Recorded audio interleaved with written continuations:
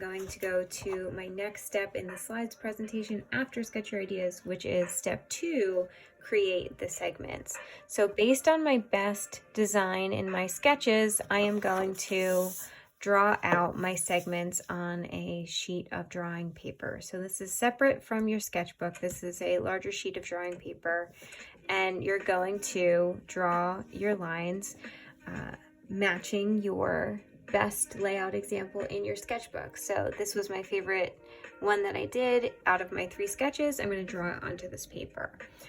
Now you are welcome to go over your pencil lines with a marker if you want those lines more defined and you want your segment separated that way. I would recommend, if you're doing that in marker, that you draw it in pencil first. That way if you make a mistake, it's easily erased, and then you can go back and do marker after. If you're just leaving it as pencil line, that's fine too. It's up to you as the artist how you want to achieve that and what the final look of yours is that you have in mind. Okay, so I have it divided up, and then what I did was I just wrote down each element so you can get an idea of where I would place each one. So I have form, texture, space, shape, value, line, and color. What I would do after I've created these segments is I would move on to step 3, which is illustrating each one. So in this one here that says shape, I would draw whatever shape design that I came up with in my sketch that was my favorite, and I would put it into this box. The same thing for value, line, color, form, texture, and space.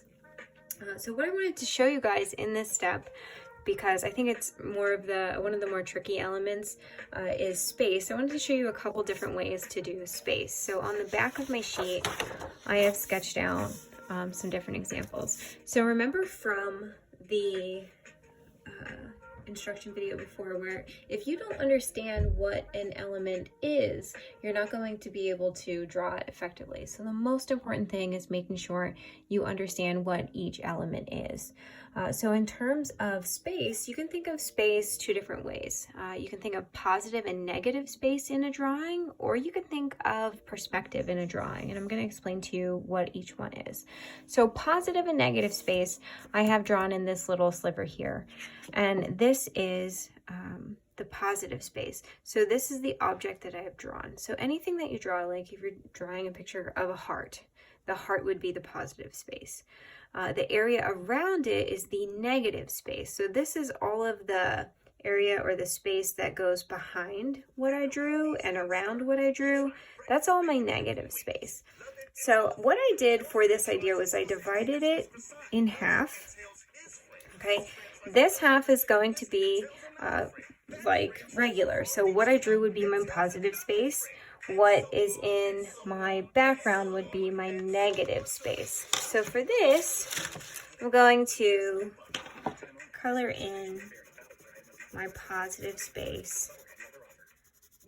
And you can do this however you choose, right? But we'll just imagine I filled in anything I drew, and this includes my lettering. I added my lettering in there, so I'm going to fill that in as well.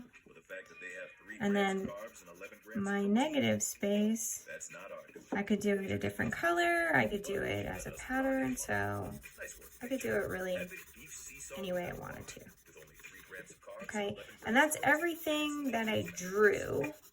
So the objects that I drew, that's my positive space, and that's what I'm coloring in currently, just until I get to that dividing line. On the opposite side, I'm going to reverse it. So on this side, all my positive space is colored in. On this side, I'm going to go reverse. I'm going to color in my negative space. Okay, so I'm using the same color. All I know, I'm just flip-flopping it. So I'm coloring around the objects to make my negative space stand out. Okay, so this side is all opposites. Okay, and this is one approach. So I would finish filling in all of this negative space here with my color,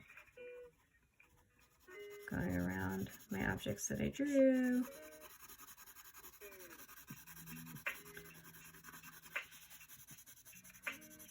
All right, so that would be an example of positive space and negative space. So in this one, the positive space is highlighted with the color. In this one, the negative space is highlighted with a color. And that's one way to approach it. Okay, so that's positive and negative space. Another thing I wanted to show you was perspective. So perspective, especially linear perspective, shows depth in an artwork. So depth is basically how far away something is. So you can use space to show that something is either really close or really far away. So in this example, I just have basic circles. Closer to me, the viewer, are large circles. So when you think about perspective, you want to think about in terms of foreground, middle ground, and background. Closest to me, the viewer, is the foreground. That's the largest object. So these are big, really close to me.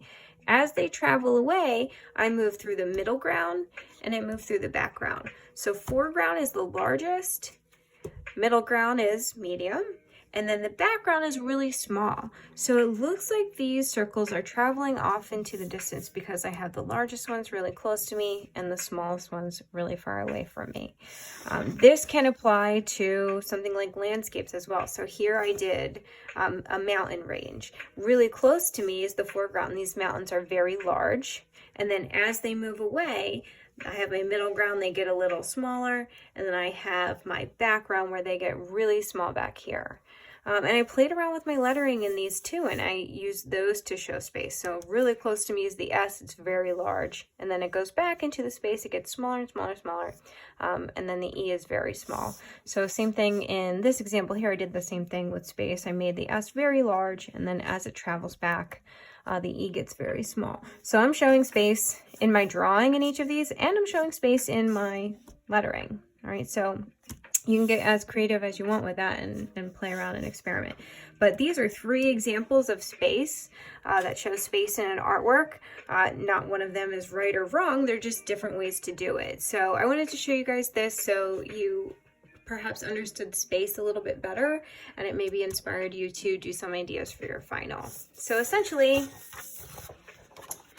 in your sketch, once you have all that worked out, you're going to draw your illustration of each element, and you're going to do your lettering of each element in each of these boxes.